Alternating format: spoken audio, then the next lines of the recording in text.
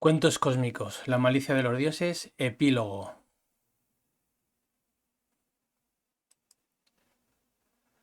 Bueno, buenas tardes a todos. Soy Mariano Sanz y este es el canal de Ingeniería Estelar. Hoy vamos a dar por finiquitado el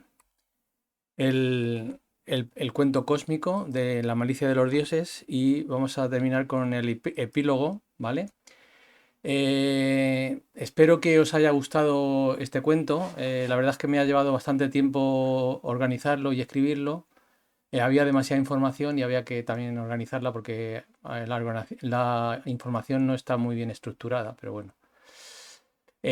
Con este epílogo me gustaría hacer mis conclusiones y hacerlas llegar a vosotros también. Todas estas conclusiones vienen de la investigación y recopilación de información que he realizado durante todos estos días y también me gustaría explicaros las dificultades que he encontrado. La información basada en este cuento, se ha salido, parte de la información ha salido de los canales de Robert Igosia, de Despejando Enigmas y Agencia Cósmica, pero sobre todo, y sobre todo al final del cuento, de los estudios y las investigaciones de Michael Sarion, junto con otros historiadores e investigadores que han aportado mucha información a lo que en su día Sbaru nos comunicó, nos dijo en su divulgación, ¿no? Este Michael Sarion lo que hace con toda su investigación y toda su información es verificar y confirmar ciertos aspectos de la divulgación de Sbaru y de las tarjetas dadas por Robert Igosia con esta información que recopila Sarion en sus libros y en sus artículos, que os recomiendo grandemente que los leáis. Tenéis la página web de Michael Sarion en internet y ahí tenéis toda la información y todos los libros que ha escrito. El único problema que tiene esta información es que está todo en inglés. Entonces, bueno, necesitaréis utilizar el traductor de Google o cualquier otro para traducir los libros. Pero os los recomiendo, son muy buenos, muy buenos. Y además hablan de información que Svaru nos confirmó en su día acerca de la Atlántida, de la invasión de los reptiles, etcétera, etcétera. Lo dice él también, aunque no hace mención exactamente a reptiles, pero sí que habla de guerras entre dioses, la destrucción de la Atlántida por culpa de estas guerras, etcétera, etcétera. Es información muy detallada que también Michael Sarion pone de manifiesto. Bueno, en líneas generales os puedo decir que escribiendo este cuento me he encontrado con muchas contradicciones dentro de la divulgación de Robert Igosia, o sea, de las taigetianas de Sbaru, y las he querido poner ahora como para el final del cuento, el epílogo o colofón de este cuento, lo quiero poner de manifiesto, ¿no? La línea temporal de los acontecimientos del cuento cósmico es altamente confusa y en muchos de los relatos de Baru y Atena, Aneca y el resto se contradicen fuertemente. Son incongruentes, ahora lo veremos en qué puntos exactamente son incongruentes y se contradicen. Y también hay agujeros importantes en la información.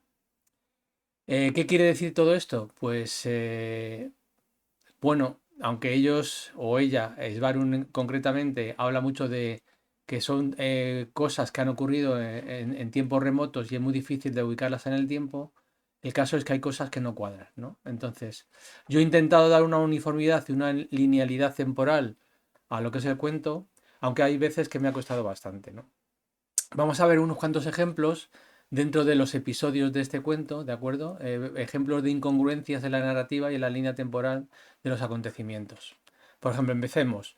En el episodio 3, titulado La gran expansión reptil, hay varias incongruencias, agujeros en la historia de Baru.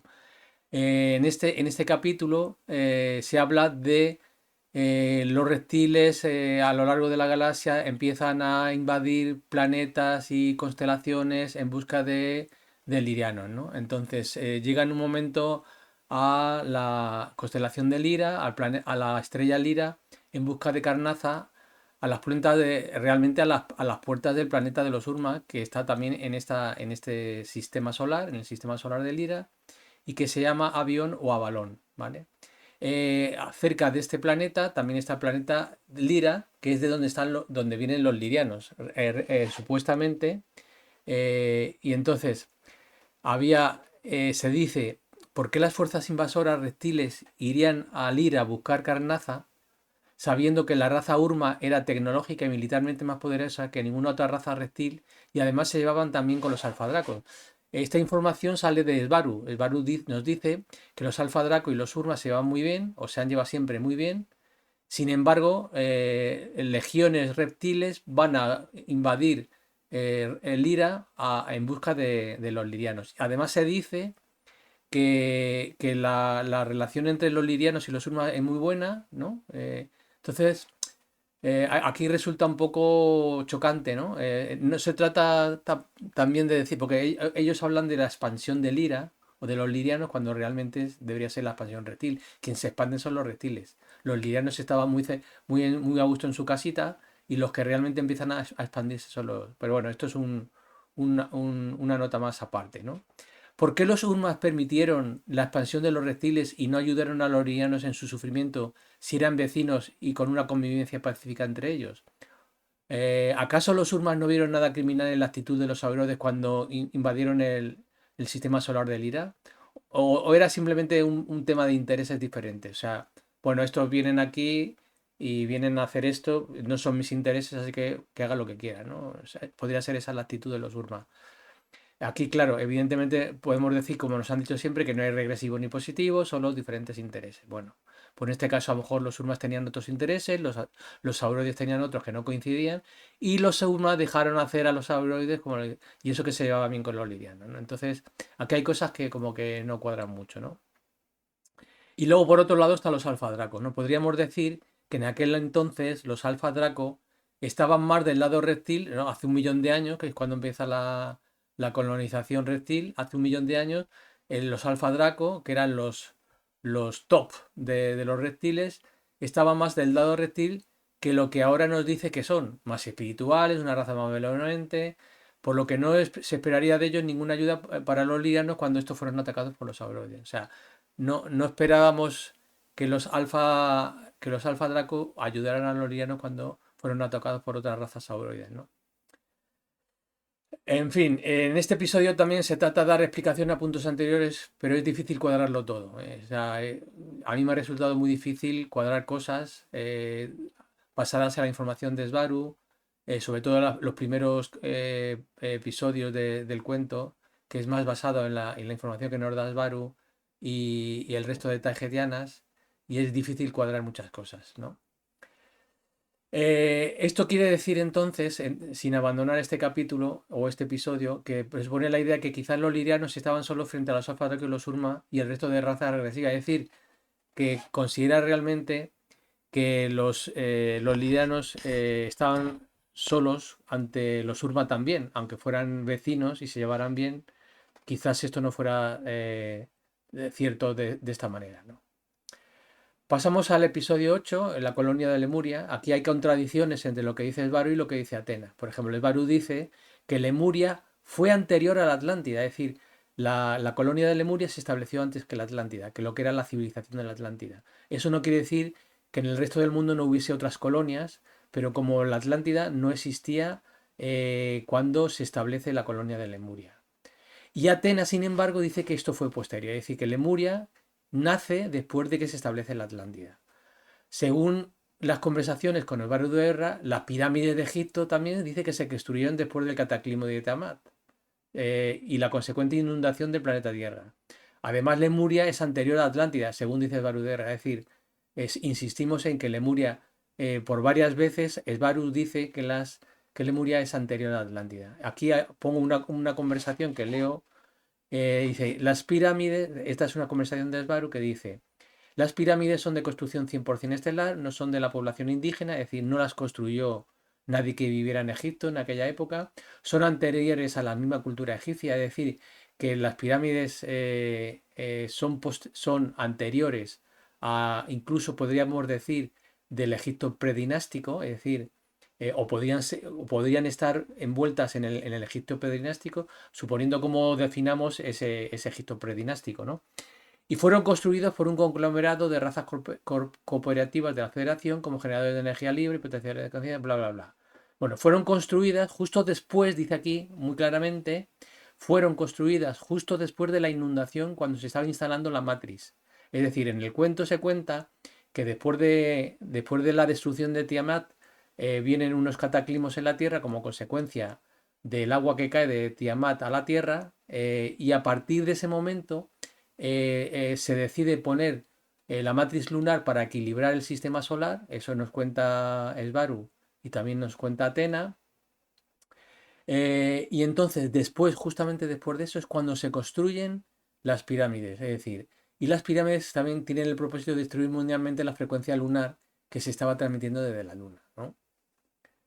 La Esfinge, dice también aquí Esbaru, que tiene como mucho o como poco 30.000 años, ¿no? Como 30.000 años. Es decir, yo en el cuento especifico que las esfinges se construyen a la hora de construir también las bases, las bases subterráneas, base de paso o sistemas Doom tecnológicos que se construyen para controlar, digamos, todo lo que se viene de fuera de la Tierra, ¿no? Entonces, estas esfinges se colocan de manera que den una nota de que aquí hay una base, ¿no? Entonces, en Egipto se supone que había dos esfinges y una de ellas probablemente fuera destruida por el tema de la destrucción de Tiamat. Caería un asteroide proveniente de Tiamat y la destruiría. Y quedaba una solamente. Por lo menos eso es lo que se explica en el cuento y que tiene bastante consistencia, ¿no? Bueno, seguimos. A todo esto, Atenas Esbaru, sin embargo, dice que las pirámides de Egipto son de época de la construcción de la Esfinge y de la Atlántida. Vale. Yo aquí lo que considero es que probablemente Atenas esté hablando de otras pirámides que se construyeron en la época de Lemuria y en la época de Atlántida, pero no eran las de Egipto, ¿vale? Y además hay una cosa muy importante y es que probablemente Esbaru de Erra tenga razón porque si os fijáis bien, la esfinge que quedó en pie tiene erosión de agua en todo lo que es alrededor de la esfinge, mientras que las pirámides no. Lo que indica muy probablemente que las pirámides de Egipto se construyeran posteriormente a la esfinge por lo menos y después de la inundación. Bueno, aquí Atenas Baru 10 hace una secuencia temporal, ¿no? Y dice, primero se construye la Esfinge, luego se construyen las pirámides en Giza y la mayoría de las pirámides en otros lugares, así como muchas ciudades que ya no existen y están en ruinas por toda la Tierra y que están mal datadas por la ciencia humana. Y luego, construcción de la Atlántida, o sea, la Atlántida se construye después o en el mismo periodo que las pirámides, luego vienen las guerras de Tiamat con la posterior destrucción del planeta y la devastación de la superficie y los ecosistemas también de Marte. ¿Vale? Bueno, en el episodio 9, Estaciones de Paso y Vigilancia Aeroespacial, según Michael Sarion, el viejo Egipto, probablemente el predinástico o incluso más remoto, se llamaba Aere. Por esto en el cuento cósmico he hecho mención a Aere, porque probablemente como colonia, Egipto como colonia atlante, se llamara al principio Aere o tuviera mucho que ver con Aere. Aere viene de un significado que venía de Irlanda, Eri o Ari, probablemente viniera de ahí. Todo esto viene de los estudios que ha hecho Marcus Sarion muy, muy detallados al respecto de esto, que yo os recomiendo otra vez que lo leáis.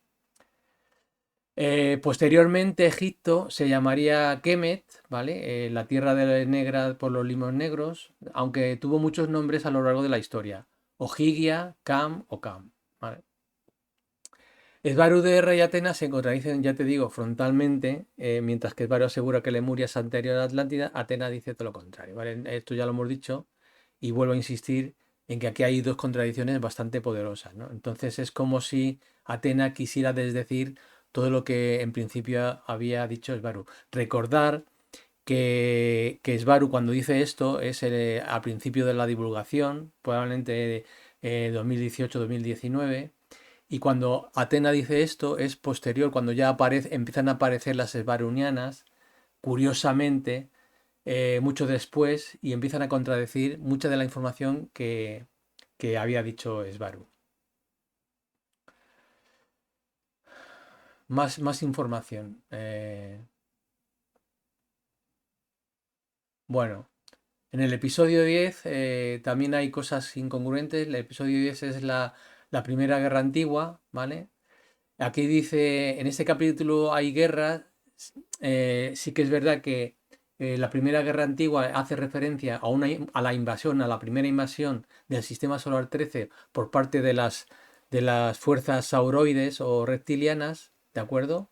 Y aquí parece ser que no interviene la Federación para nada, ¿no? Dice, en este capítulo si no hay Federación, la Federación no interviene en esta guerra, se supone que la Federación ya estaba construida porque la Federación, si os recordáis del cuento, inicialmente se empieza a construir cuando las fuerzas sauroides empiezan a expandirse a través de toda la galaxia y para defenderse de todos estos ataques sauroides se crea la Federación, que en el cuento, a recordar, que la hemos denominado la Alianza. Pues la Alianza es muy antigua, es casi posterior a la expansión de Sauroide y es muy antigua. Creo que recordar que la Federación se crea hace 850.000 años o una cosa así, ¿vale? Poco después de que empezara la expansión Sauroide.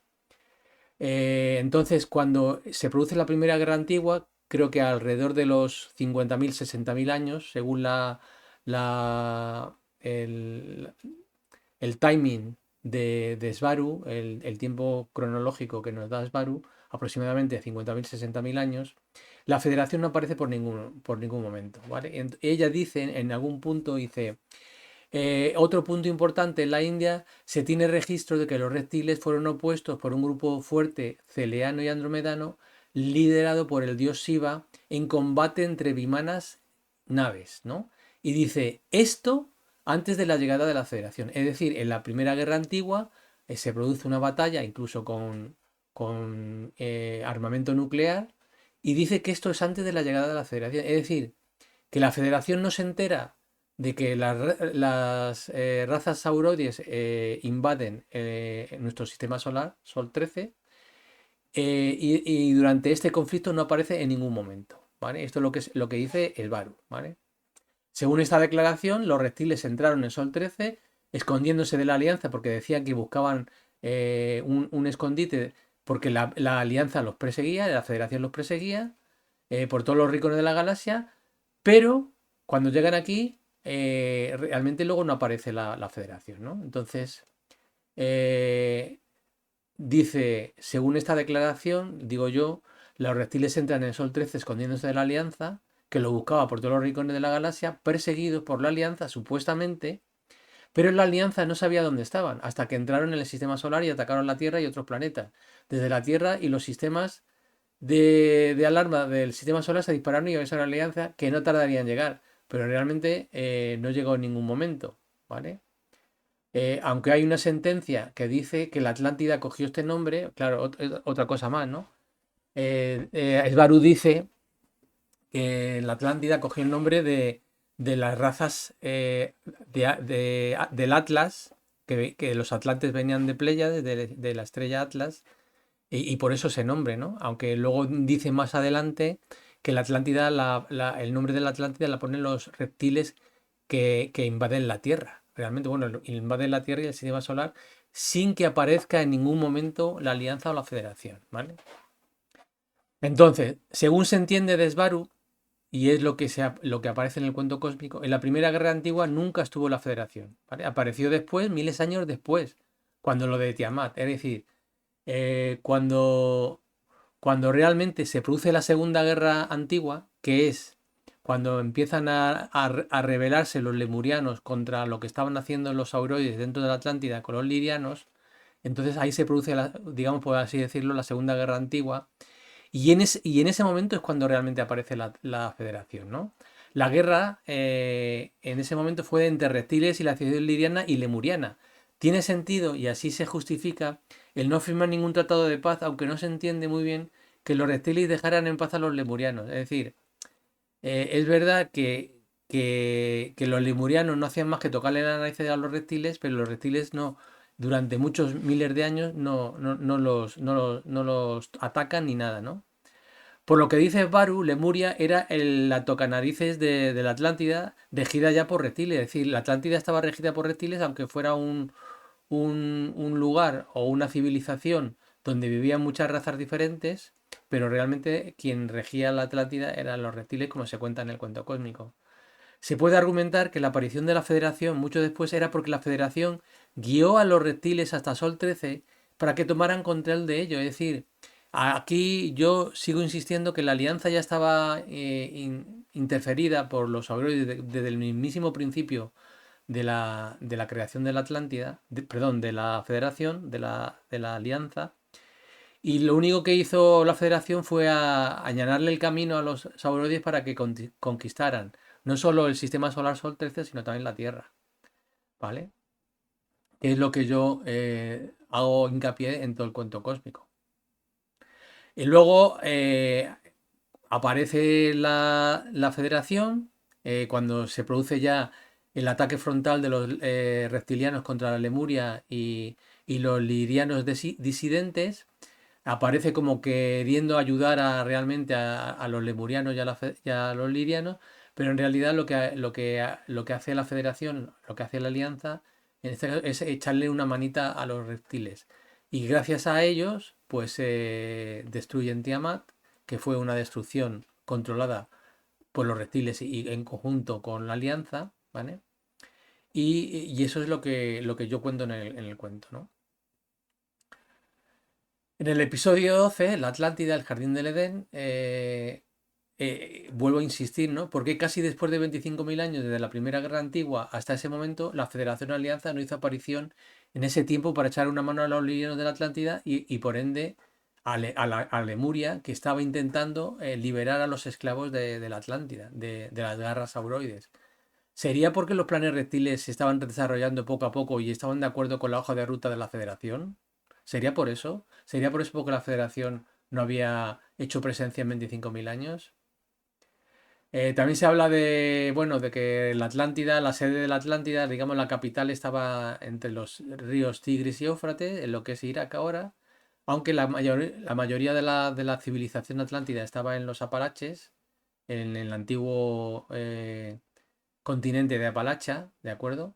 Pero la Atlántida era una civilización completamente global. No era una isla ni nada de eso, ¿vale? También estaba en Turquía, que es de donde se hacen muchas ciudades subterráneas para controlar a la población liviana, ¿vale?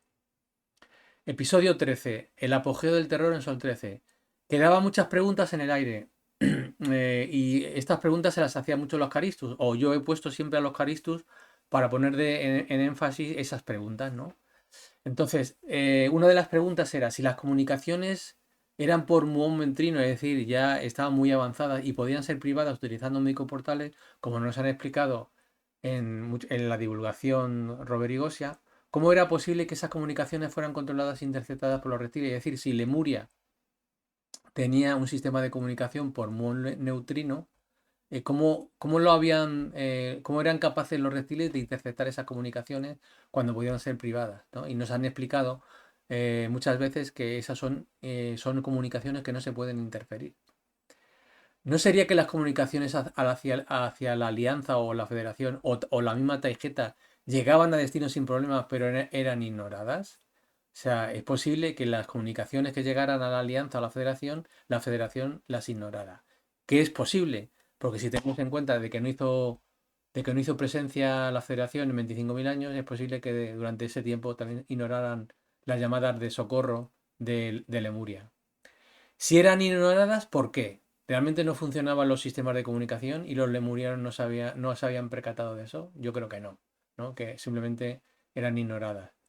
¿Cómo habían entrado las tropas sauroides en el sistema solar 13 si las entradas masivas por el Sol y por el borde exterior estaban muy vigiladas por la Alianza? Se supone que, que en la Segunda Guerra Antigua la Alianza se posiciona dentro del sistema solar pone vigilancia en el Sol por si salen naves de ahí y también pone vigilancia en el borde exterior del sistema solar, ¿no? Por el cinturón de Kuiper. Entonces, ¿cómo las razas reptiles que viven en la Atlántida y custodian y gobiernan la Atlántida son capaces de llamar a más reptiles y estos aparecen en, en el sistema solar 13 sin que realmente la Federación les ponga freno? ¿Por qué no se frenó la entrada por el Sol y por el cinturón de Kuiper cuando se supone que había naves militares de la Alianza comandadas por las razas andromedana y arturiana? ¿Por qué se había ordenado la custodia de los planetas Tierra, Venus y Marte a las razas más militarizadas, Engan, Urma y Tajeta, cuando el peligro estaba realmente en el exterior y en la salida del Sol? ¿No? ¿Por qué la custodia de Tiamat, menos conflictivo, estaba a mano de razas andromedanas solamente? Aquí podría decir yo que las razas andromedanas dentro de la Federación son las más infiltradas por los reptiles y seguramente tenían órdenes de cuidar Tiamat porque tenían planes para Tiamat. Si la potencia armamentística y militar de la Alianza superaba con creces las fuerzas auroides, ¿por qué se arriesgarían tanto en invadir un sistema solar fuertemente militarizado y protegido y sin apenas posibilidad de victoria? Es decir, si todo el sistema solar 13 y todos los planetas del solar 13 estaban completamente vigilados por la Alianza y con un fuerte colectivo militarizado, ¿por qué las fuerzas auroides se atrevieron a invadirlo nuevamente? Pues porque sabían que había un acuerdo entre la alianza ya regresiva o federación regresiva y las fuerzas auroides. Episodio 14. Conmoción en Sol 13. En un vídeo de Robert, La historia oculta de la humanidad, dice expresamente: la federación también ya venía a ver por qué se había perdido el contacto con la base lemuriana y con la colonia liniana. Esto infiere que la Federación había estado en contacto siempre con la colonia de Lemuria, pero esto no es cierto. O sea, Lemuria pierde el contacto con la Federación desde la Primera Guerra Antigua y no vuelven nunca más, como hemos dicho antes, ¿no? Y por eso digo, esto carece de lógica y sentido, porque la base lemuriana pierde el contacto con la Federación mucho antes. Quizás cuando entran los reptiles a invadir la Tierra en la Primera Guerra Antigua, que es lo que he dicho antes, ¿no? En el cuento cósmico se explica que en esa ocasión las bases y estaciones de paso son destruidas en esa guerra y quedan inutilizadas la gran mayoría. Por lo tanto, si esto es cierto, la comunicación llevaría como unos 36.000 años o más sin existir. Esto quiere decir que la Federación o la Alianza no va a la Tierra porque haya perdido la comunicación con Lemuria. Precisamente es lo contrario, va porque los lemurianos son capaces de ponerse en contacto con ellos tras la segunda guerra de exterminio que empiezan los reptiles contra Lemuria y los disidentes. Lo que significa que en 36.000 años la Federación no había querido saber nada de Sol 13 y ahora está presente porque hay intereses ocultos. Y esos intereses ocultos son los que corresponden también con los intereses reptilianos. Episodio 19. Peregrinación a Kemet o a Egipto. Aquí Esbaru dice que, o asegura que los supervivientes de la Atlántida, es decir, cuando se produce el cataclismo de Tiamat y desaparece Lemuria y Atlántida, los supervivientes llegaron a Irlanda, ¿de acuerdo? Y 1000 años después fueron a Egipto. La historia y todo lo que nos cuenta en los estudios de Michael Sarion pueden decir otra cosa, o dicen otra cosa, ¿no? Dicen también que en Irlanda ya había gente ahí muy avanzada, probablemente eran colonias de la Atlántida, Irlanda era una colonia de la Atlántida, había gente también muy avanzada en esa colonia, ¿vale? Probablemente las razas de los Tuatha de Danann, los partolanos y nemedianos que hacemos referencia en el cuento cósmico, eh, esos tenían contacto o provenían probablemente de la Atlántida más al oeste, ¿no? En Occidente. Los que llegaron de la Atlántida a Irlanda y los que había en Irlanda que también salieron de allí porque pensaron que Irlanda podía quedar sepultada por el agua, todos esos llegaron a Egipto, ¿no? Bueno, quizás 1000 años después o incluso antes.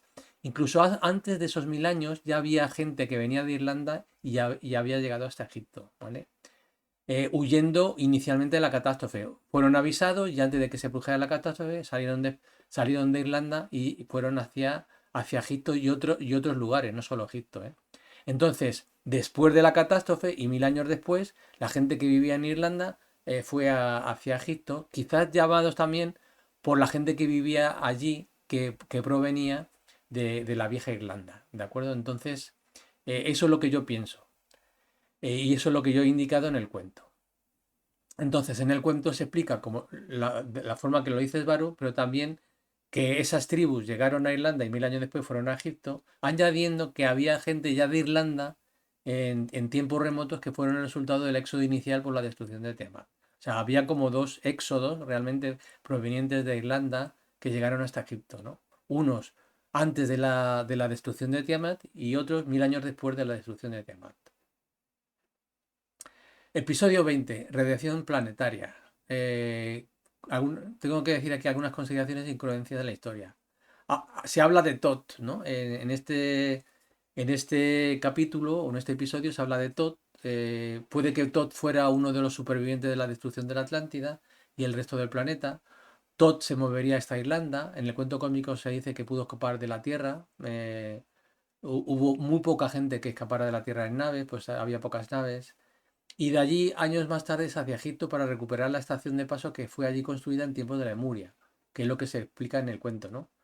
Puede que las tablas de Esmeralda de todo fuera su iPad de trabajo, ¿vale? Su iPad de trabajo, y allí contuviera mucha información de la Atlántida y demás lugares de la Tierra y mucho conocimiento técnico.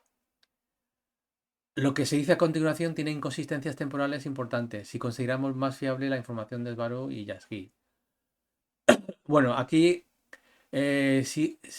seguido a esto, se habla de Tot, las tablas de Esmeralda, y se habla de Tot el Atlante, ¿no?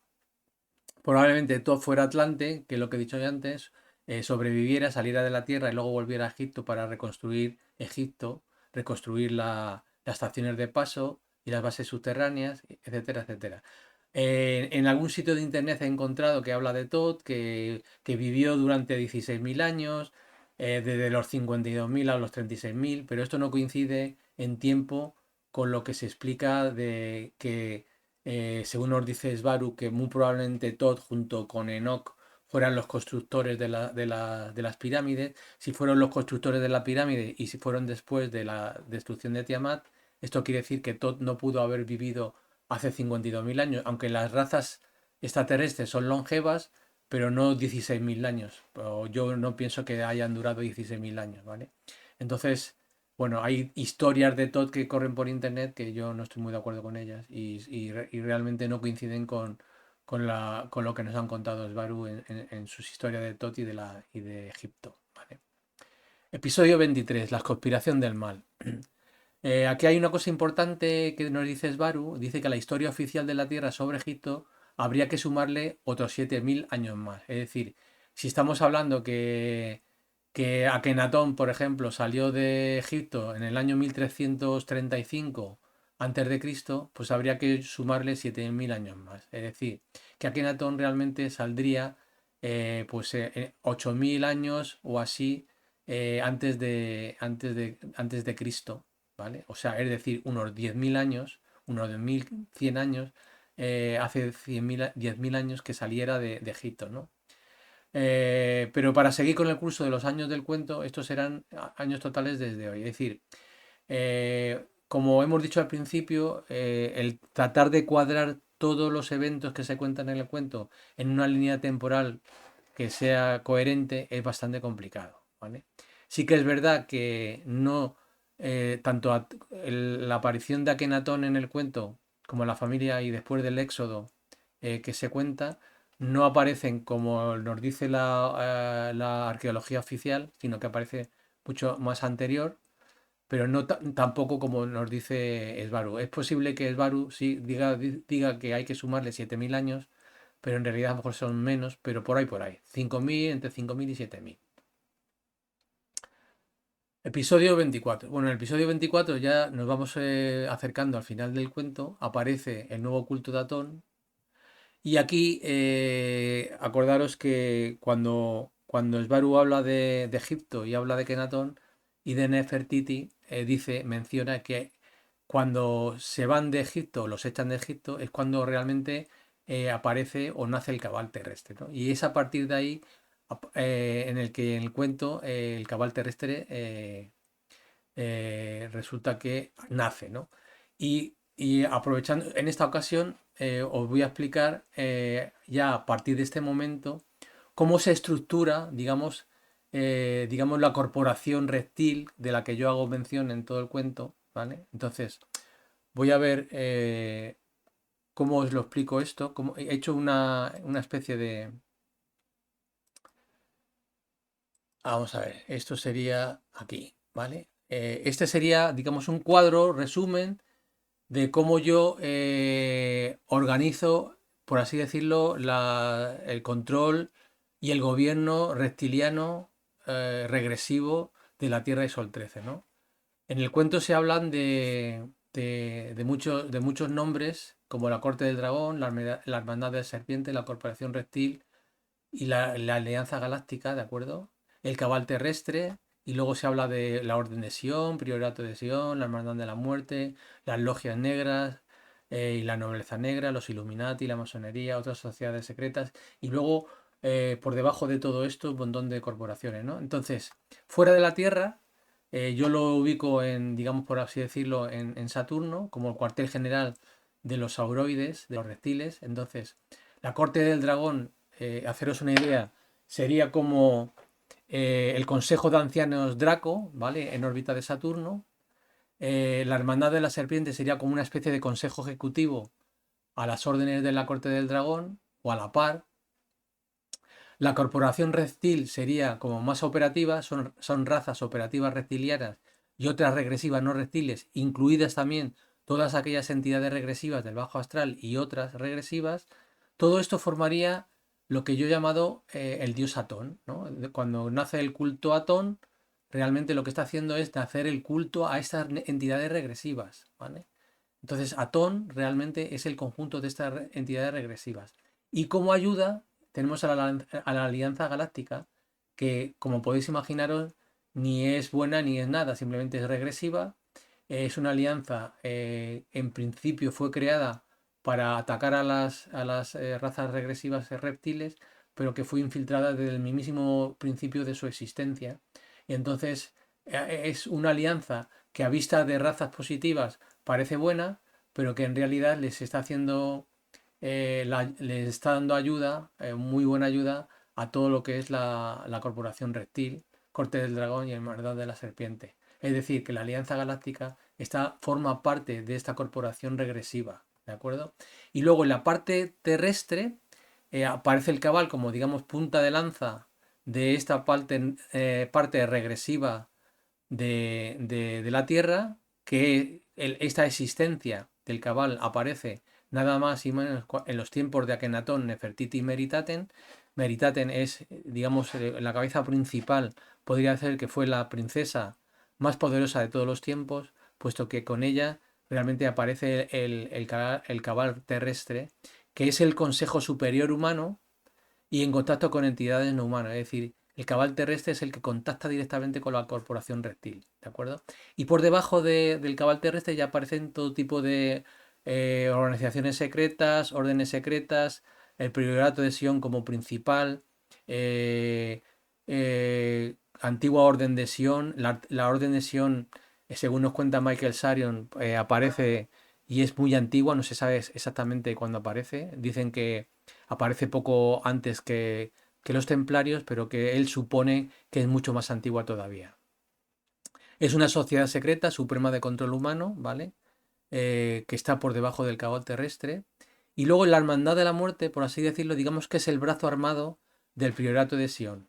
Entonces, antiguamente la Hermandad de la Muerte no eran más ni menos que los templarios. Los templarios eran, digamos, el brazo armado de lo que era la Orden de Sion, ¿vale? Entonces, es como un consejo ejecutivo del Priorato de Sion, serían como los nuevos templarios en la actualidad. Y por debajo de todo esto estarían todas las logias negras, nobleza negra, todas las sociedades secretas y discretas, todas las masonerías y logias, los Illuminatis, que está construido por los jesuitas, y en todas ellas están interferidas o hay intervención de, digamos, estos nuevos templarios. Y por debajo ya de todo esto, como he dicho antes, estarían las organizaciones, supranacionales, los gobiernos, las corporaciones multinacionales, grandes corporaciones, etcétera, etcétera, etcétera. Este sería para mí cómo está estructurado el mal en la Tierra y en el espacio, ¿vale? Bueno, seguimos y ya vamos a terminar. Esto sería, como he dicho, un poco cómo queda estructurada la corporación del mal en la Tierra y en el espacio, ¿vale?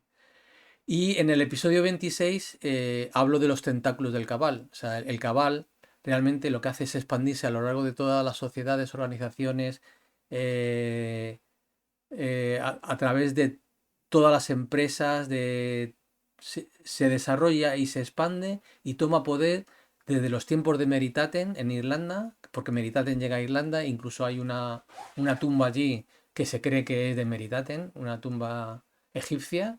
Hay varias tumbas egipcias.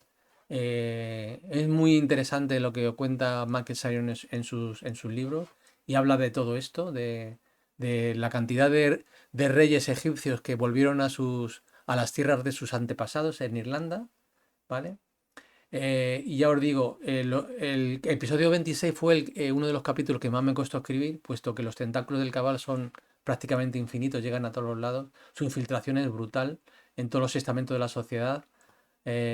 Hablando ya de reptiles infiltrados, semillas oscuras, clones, reptiles metamórficos, seres humanos vendidos y esclavizados y también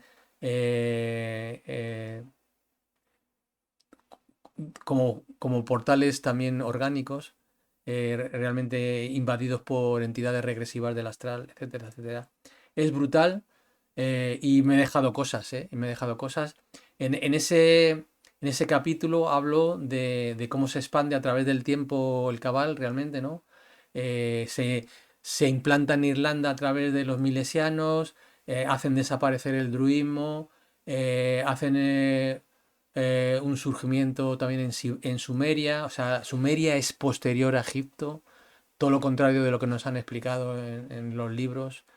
Y tal y como nos lo dice Svaru también, que Sumeria era posterior a Egipto. Sumeria aparece después de Egipto. Eh, También este cabal se expande a través también de las últimas dinastías de Egipto. Recordar la última dinastía de Egipto es la Ptolomaica. Ahí recuerdo lo que nos contó Svaru de Arsinoe. Arsinoe fue una de las luchadoras contra el Imperio Romano. Fue perseguida. Volvió o quiso volver a Irlanda, a la tierra de sus antepasados, por algo sería. Fue capturada y de vuelta a Roma, allí moriría y fue enterrada en Turquía. El imperio romano se expande por todo el mundo, empieza a haber un montón de genocidios, eliminando cosas que no le interesa. El imperio romano es el cabal mismo. Aparece el cristianismo, el judaísmo como construcción del propio cabal. El cabal construye el cristianismo y el judaísmo para tener controlada a la gente. Crean la Biblia. El Nuevo y el Viejo Testamento son creación del cabal. La creación de las tablillas sumerias también es cosa del cabal. En la creación del Estado de Israel, el judaísmo, lo hebreo, todo es construcción de ahí. Aparecen los házaros también como una de las ramas del judaísmo, supuestamente, pero no es ninguna rama, simplemente los házaros odian también a los judíos. Son gente que quiere recuperar su patria, pues a base de aplicar de genocidios y violencia, hacer control del dinero. Aparece el Vaticano. El Vaticano cambia fechas, hace un montón de cambios en la historia a su conveniencia. Aparecen los jesuitas, aparecen las logias y la nobleza negra, la Orden de Sion, el Prior de Sion. Aparecen otras ramas del judaísmo como el fabianismo y el sionismo global, el mundial. Control de las monarquías, merovingios. Yo hablo de los merovingios, como los merovingios tienen también, como cuento en el cuento, probablemente genoma o ADN reptil, porque uno de los principales reyes de la dinastía merovingia, que es Meroveo, es probablemente intervenido o abducido, o probablemente su madre, para que Meroveo tuviera ADN de reptil, como lo mismo le pasó a Kenatón. Aparecen los templarios, aparecen las cruzadas, pues una forma de expandir el cabal a lo largo de todo lo que es Europa y Oriente. Aparecen los sabateos también, muy importantes los sabateos, porque parece ser que son los que controlan ahora mismo todo el cabal, están por encima de los Illuminati. Aparece la masonería, los Illuminati, sociedades secretas, se potencia todo esto, control de los medios de comunicación, se cambia la historia a intereses de las élites globalistas, grandes familias que controlan el mundo, pero son títeres ni más ni menos de lo que es el cabal y por encima del cabal, la corporación reptil. Se crean las guerras mundiales financiadas por las mismas familias, ambos bandos. Aparecen los reptiles con los nazis, el proyecto Paperclip, el High Jump, Operación High Jump también para destruir la tecnología alemana extraterrestre que tenían. Se produce el intercambio de tecnología por otras cosas por parte de los gobiernos americanos y rusos con razas extraterrestres. Luego, infinidad de infiltración de semillas oscuras, apariciones de clones de personajes famosos, políticos, etcétera, reptiles metamórficos, control de gobiernos, control de la educación, control de la historia, ciencia, control de los ejércitos, aparición de la nueva era. Todo esto se explica en el capítulo 26 y ya os digo que me quedé corto. Hay muchas más cosas de las que no he hablado por no alargar más el capítulo, pero es brutal. Esto es brutal. Y todo esto lo podéis ver en los libros y en la información y en los artículos de Michael Sarion que habla de todo esto, ¿vale? Muy importante. Y de dónde he sacado la información para construir los últimos capítulos de, de este cuento cósmico. Ya por último, los episodios 28, 29 y 30 es, digamos, un compendio de información que aparece en mi anterior cuento cósmico y lo que hacen es entroncar el contenido de estos episodios, entroncar con el cuento anterior. Es decir, si habéis visto el cuento anterior, veréis que estos últimos coinciden mucha información de la que se habla con lo que se habla en el cuento anterior. ¿Vale? De manera que hacer compatible este cuento con el anterior. Es decir, si queréis ver este cuento primero y luego el anterior, pues lo podéis ver de esa manera porque sería eso. Este cuento sería la precuela del cuento anterior. ¿No? ¿Vale? Bueno, como conclusión a todo lo que estoy diciendo, que ya me he enrollado demasiado, es, podría decir que la Alianza Federación no es lo que nos han dicho. Creo que la Federación, tal y como nos han explicado Svaru y todas las demás, no existe. No es esto lo que nos han explicado. Yo creo que esto es un invento humano, es un invento del cabal probablemente, que sirve ni más ni menos para distraernos y sirve de tapadera para que el cabal pueda echarle la culpa a la federación, ¿no? O sea, todo lo que pasa ahora, si os fijáis mucho en la información de la divulgación taigetiana y evaruniana, ahora la federación es malísima, malísima. Aparecen los Etortan, que son malísimos, malísimos. Nunca se han oído hablar de los Etortan y ahora resulta que han estado en todos los fregados de la federación. Yo creo que es más distracción, más mentiras. El mal no procede del ser humano o de sus traumas del pasado. Yo estoy convencido, una vez que he escrito y estudiado muy fuertemente el cuento cósmico, puedo decir que el mal no procede de los problemas que tenga en su mente el ser humano. No es una manifestación del ser humano. En todo caso, sí que es una manipulación de los regresivos del ser humano para mantener la energía negativa. Aquí Sarion explica muy bien desde el principio, en el libro de la Atlántida y manipulación genética y invasión alien, este libro es fundamental. Sarion habla de la invasión, de la guerra de los dioses, ¿no? Es decir, hay una guerra, como se explica en el cuento, entre buenos y malos, y a partir de esta guerra el ser humano tiene en su mente la posibilidad de hacer el mal, pero yo creo que aquí a Sarion le falta información No siento que esto sea así y creo que es mucho más correcto hablar de infiltración del mal en la Tierra y en los seres humanos. El ser humano no es malo per se. Sin embargo, hemos estado infiltrados por la maldad desde los tiempos de la Atlántida. Nadie va a venir a salvar al lineal terrestre, al humano, salvo el propio humano en su despertar.